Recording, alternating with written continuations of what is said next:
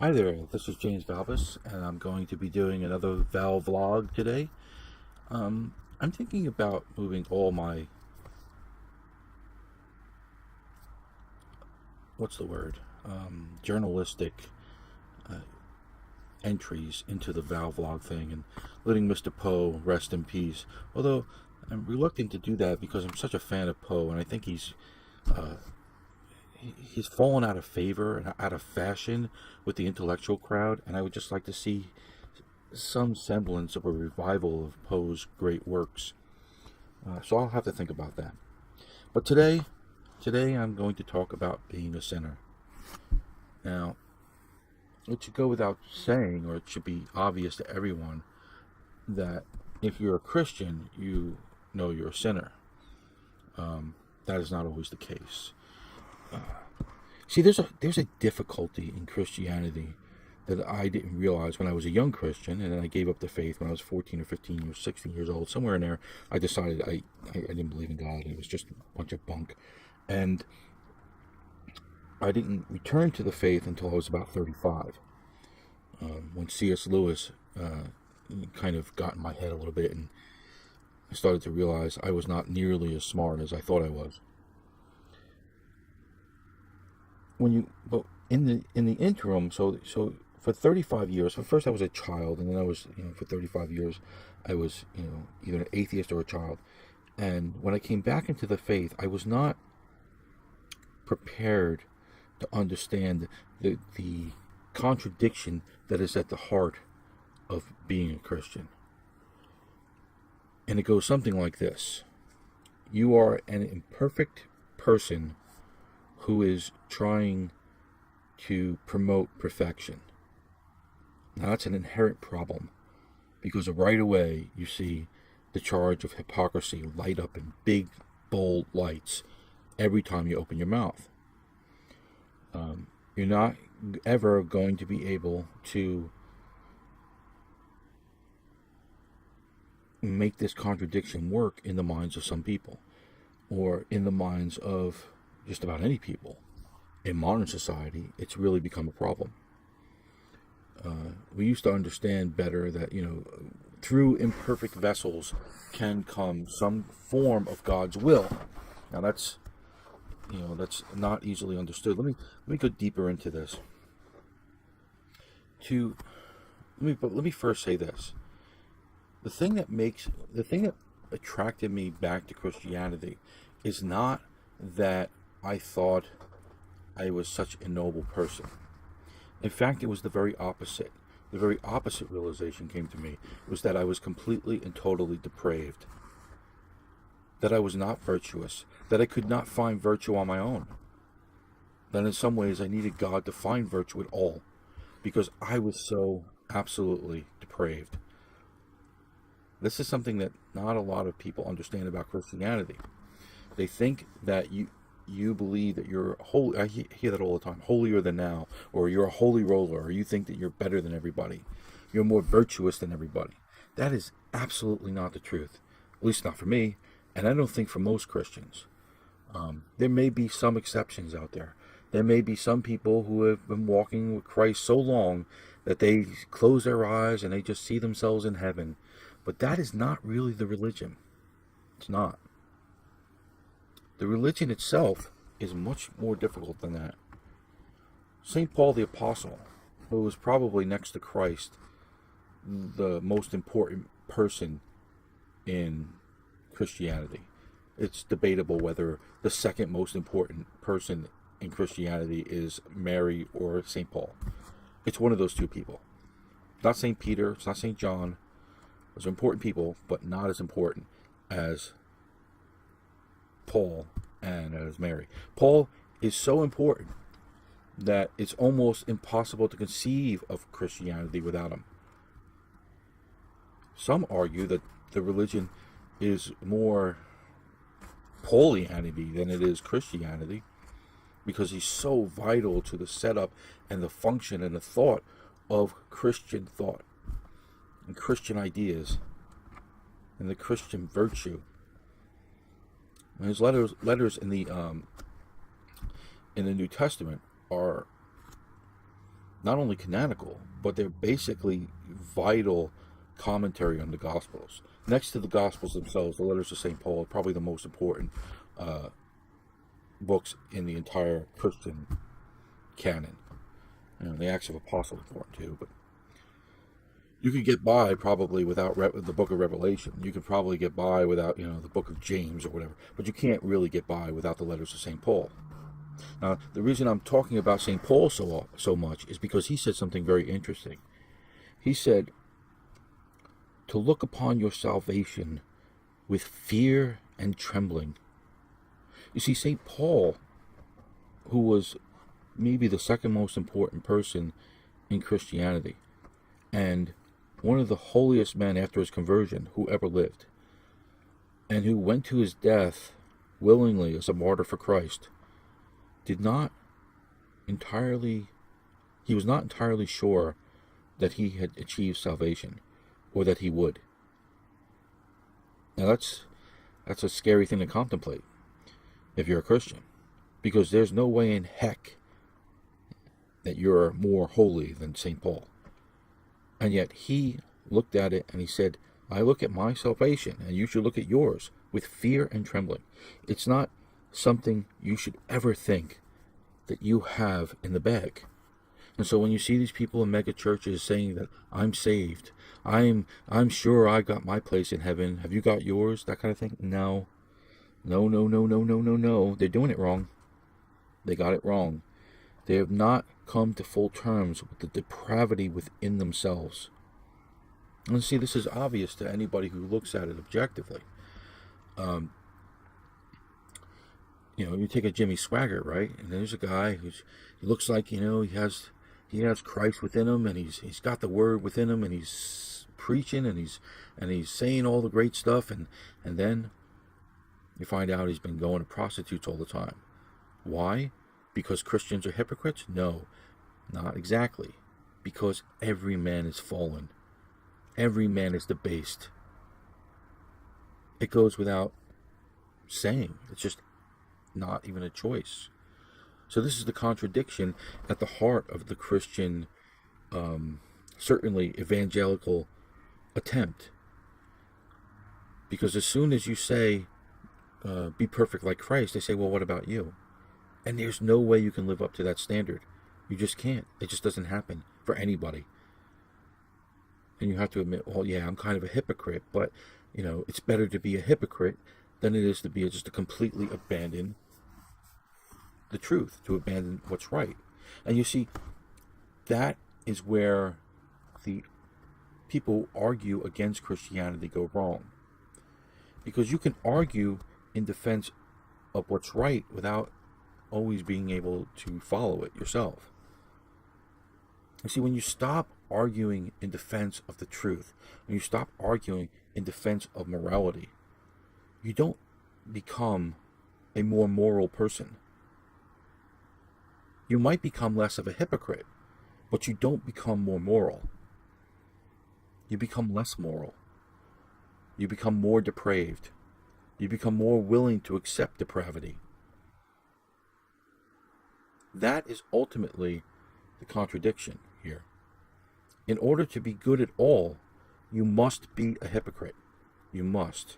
Any parent knows this. I often think, the difference between a non-parent and a parent is just severe. It's just, you know that even if you smoked that joint when you were 15, you do not want your daughter or son smoking that joint when they're 15. Now, does that make you a hypocrite? Oh, sure it does. But does it make you wrong? No, it doesn't.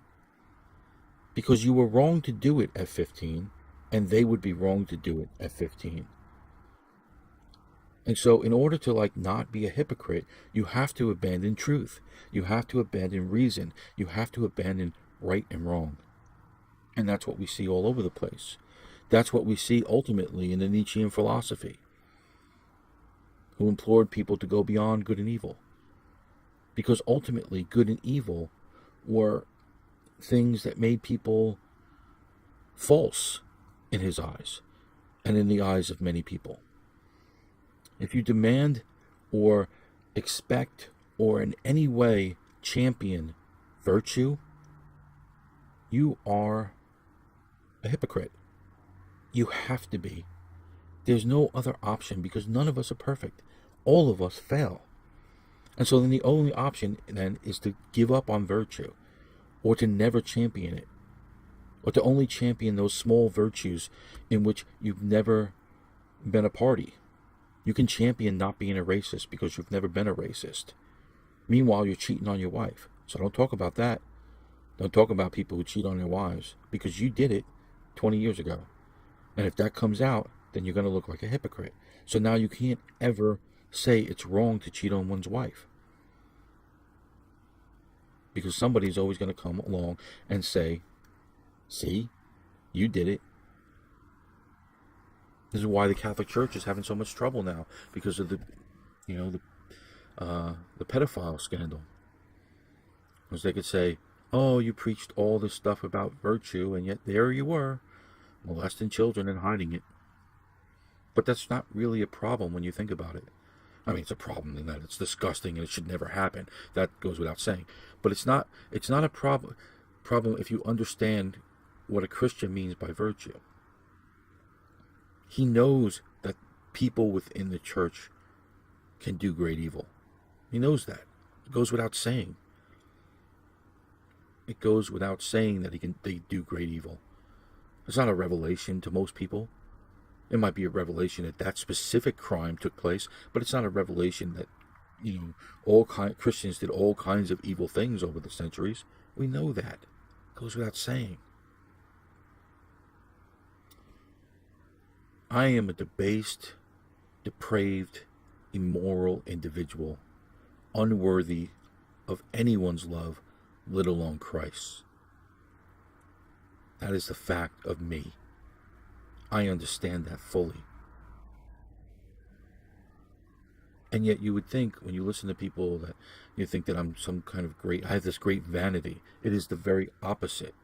It's because I have so little vanity. I have so little pride in who I am, that I can see the right. It's up ahead, always in the distance, and I can never get there. But I can see it. I know what it is. I've been told what it is by men much better than I am, and who are still flawed men, and by Christ, who was not flawed at all.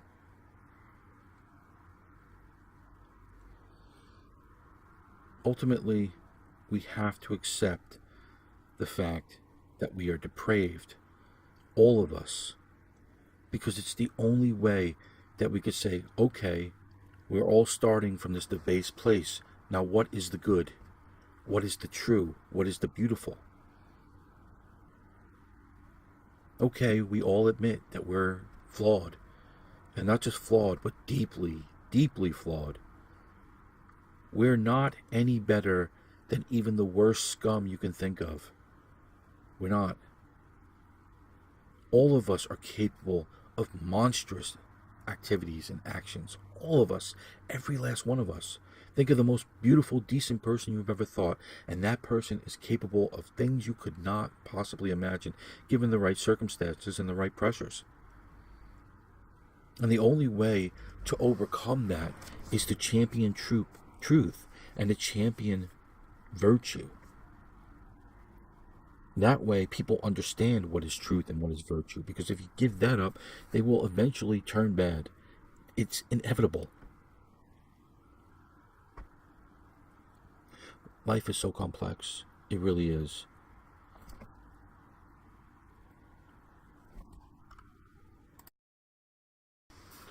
Because it is complex, we tend to try to look for easy solutions or easy answers in things. But there are no easy answers in life. When we look for these easy answers, we try to simplify virtue. We try to simplify how we look at the world. And so, we want to rationalize our own failings within ourselves. We want to say, I'm a good person. Most of us want to think that about ourselves, that we're good people. Some people don't care. Some are completely amoral. But for the most part, The greater number of people who are not sociopaths want to see themselves as good people. And in order to do that, one of the ways they do it is to simplify morality and to say, you know, I, I like a morality that doesn't judge too harshly. I like a morality that says I'm good. I'm good. Yeah, I had this issue or that issue, but that we shouldn't stress those issues. We shouldn't stress this or that, this kind of virtue or that kind of virtue. Well, that's old fashioned, or that virtue is judgmental in a way that it used to be important, but it's not important anymore. Prudence, that's for prudes. Um, those kinds of things. We look to simplify it, and we do. And one of the ways we simplify it is to simply just abandon the whole idea that there is a judge, or that uh, you throw out the whole code, the whole Christian code, and then you can make up your own code. And within that code, you're always the winner. You always play the game with the rules that you invented. So if you happen to be an extremely lustful person, and you cheat on your wife a lot, and you cheat on your girlfriends, or you don't commit, or you do whatever you want sexually, or even if you're really perverse and you're molesting children or something like that, you just simply say this is an absurd standard, or I'm differently oriented in my sexuality. And then you can just abandon the virtue. It can just go away. The virtue just goes away, and you're okay. And the reason Christians got persecuted from the very beginning, and they were persecuted almost from the time that Christ died, and even before that, almost from the moment they stopped fishing and started following, is they were seen as judgmental and exclusive. The Romans did not have a problem with Christians, adding a new god to the pantheon. They didn't care about that. There are lots of gods. A god for this, god for that. Bring them. More the merrier. That was their idea of gods. The problem they had with Christians is they proclaimed there was only one God, and it was this Jesus guy. They had a problem with that. Because now what do you do with Hera? Now what do you do with Zeus? Now what do you're so judgmental, and you're demanding that we do this and we do that, and we don't like it, and it's icky, and so we're gonna blame fires on you and all kinds of terrorist actions on you, and we're gonna throw you to the lions. And that's what happened. And all through history, when Christians were not in power, we've seen this kind of persecution of Christians. We see the kind of persecution of Christians now in China. We see it in the Middle East. We see it in some parts of Africa, especially in Northern Africa, where Muslims are dominant. We see it even in the United States, where Christians are regularly attacked. I just saw the other day that some Christians were attacked by activists. And so, and why are they attacked? They're attacked for being, quote unquote, judgmental. They don't accept everybody as they are. They don't accept all kinds of deviance. They have an idea of what virtue is, and they stick by it, even though they themselves are flawed. And it's one of the interesting things about how the political left in the country has become almost puritanical in their sexual ethos recently. First with the Me Too movement, which was designed and built up artificially to get Trump. That's why it was done. There's no other reason why they would suddenly turn on Bill Clinton and Ted Kennedy and John Edward and all the other philanderers and John F. Kennedy and FDR, all these people who cheated on their wives and Me Too'd all over the place. There's no reason why they would suddenly turn on them. And Harvey Weinstein. They had the goods on Harvey Weinstein for years and years. They just didn't put it out. It didn't matter to them. They didn't care. It didn't help their cause to take this Democratic donor and bring him, and crush him. Didn't help the agenda to do that then. And then all of a sudden, Trump gets elected, and there you go. Then all of a sudden, it becomes important to get Weinstein. Why? Come on. It's obvious why. And so, but you listen to these people and they say, well, how can you support this guy? You're a Christian. How can you support this guy who's done all these, he's cheated on his wife, and he said he's grabbed women by the pussy, and privately on a bus 12 years ago as a joke. Yeah, I mean, and it's the reason you can support him is because and I know, and everybody should know, that we're all deeply, deeply pathologically flawed. Everyone, all the people pointing a finger at Donald Trump are at least as bad as he is, and maybe worse. At least maybe worse. It's just that they're not in the spotlight, and they're not having people dig through every corner of every moment of his existence to try to find something to slam the guy on. Who among us could stand that kind of scrutiny? Who? Could you? Seriously, be honest with yourself. Could you stand that kind of scrutiny if they were going through your computers and they were going through everything you ever said, and you were in a public eye for 50 years? And every quote you ever said, any time you ever insulted someone, every time you ever did something immoral, was now fodder, was now being put forward. Could you imagine if everything you ever did that was, found out by the public? I've been through a divorce. I've been through bad relationships. There are people out there who absolutely despise me. God alone knows why. I don't do anything to them. I've never attacked them. I didn't mistreat them when they were in my lives, but they don't like me. I mean, there are a couple, a couple of writers who I've given as good as I've gotten, but for the most part, these people have irrational hatred for me that I don't return, and I've never returned. I don't even know why they dislike me sometimes. But could you imagine if suddenly I was president?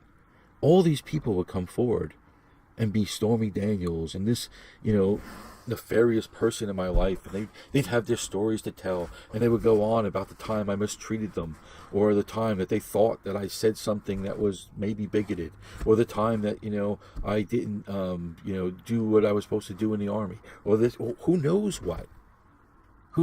Sometimes people have impressions of you that are not even true. I mean, they think you said something when somebody else near you said it, or they think that you cheated on their wives and you never did, with their wives, and you never did. Who knows? Or you hit on somebody's wife and you never did. Who knows what people think in their minds? And yet every accusation that would ever come to the fore would come toward you if you were president. Not that Trump is not a deeply flawed individual. Of course he is. He's depraved. He's a human being. That is what the fall means. Each one of us are depraved. Each one of us are sinners. We're sinners. And I think that word has lost its power. I think it's lost its essence. People say, I'm a sinner, yeah, whatever. No, to be a sinner is to be really it's an affront to your fellow man and to God. And we do it all the time, daily, almost minutely. I mean, you can almost not get through a sentence without sinning. You certainly can't get through an hour. Your child says something you don't like and you snap at them. It's a sin. It's not a big sin, but who knows? Maybe someday that really affects the kid. And one time I in the fourth grade, my daughter had said some really horrible thing about a classmate, and it was foul, and it was mean, and The next day, I was still mad at her about doing it. She was such a good kid. She rarely did anything like this. And the next day, we were at the bus, and she went to kiss me goodbye, and I said to her, "Why would I kiss a mouth that would say that kind of stuff?" And off she went into the bus crying. And to this day, she remembers that. Now, I didn't remember it. She reminded me of it, a couple months ago. And yet it had a profound impact on her. And oh boy, would I take that back. Because yeah, she was wrong. She made a mistake. But I made a mistake too. And so every day we do this stuff. And what I thought was a throwaway line at the time was deeply impactful to her. It hurt her a great deal. And we do this over and over and over and over again. Some of us are better than others, some of us are worse, but you're talking minutely. Unless somebody is really, really bad, serial killers and serial rapists in general, whatever. And so it's just a short video to say I don't think that I'm better than anyone. I really don't. That it may come across that way. It may be that, I look like one of those Christians holding up his hand saying, "Lordy, I'm saved, and screw all these other people, because I'm with you, and if they're not with you, let them go to hell." I don't feel that way at all. I feel I'm the lowest of the low, and only through Christ can I be saved. That's the only way. I can't do it myself. I'm gone. There's just nothing. I look back on my past and I say, I'm not getting there myself. I have put myself behind. I'm not behind the 8 ball. I'm behind a rack of 8 balls. it's just not happening. I never killed anybody. I never raped anybody. But I am not holding up my head and holding up my nose and looking down at anybody, because that's not the way I see the world.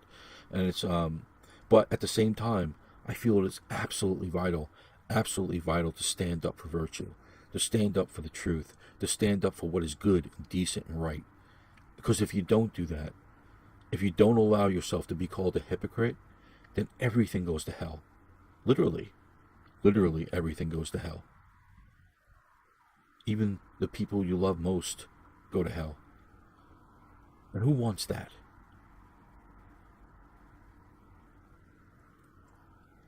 Anyway, hope you like this talk.